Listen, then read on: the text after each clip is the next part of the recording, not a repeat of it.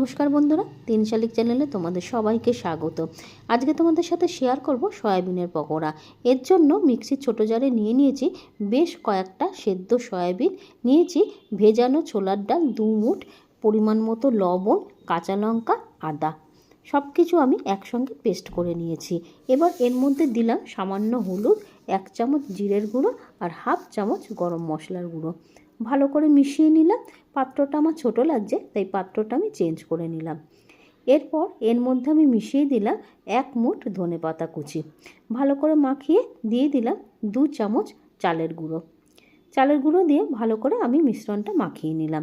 এরপর কড়াতে তেল গরম করে আমি চ্যাপ্টা আকারে পকোড়াগুলো ভেজে নেব। আমি চ্যাপ্টা আকার করেছি, তোমরা ইচ্ছা করলে এটা গোল গোল করেও ভেজে নিতে পারো। বন্ধুরা, যেদিনকে সয়াবিন রান্না করবে সেদিনকে তোমরা বেশ কিছুটা সয়াবিন যদি এইভাবে সরিয়ে রাখো আর তারপরে একটু ছোলার ডাল ভিজিয়ে একসঙ্গে পেস্ট করে কিন্তু এইরকম পকোড়া বানিয়ে নিতে পারো সন্ধেবেলা। চা বা কফির সঙ্গে দুর্দান্ত লাগবে।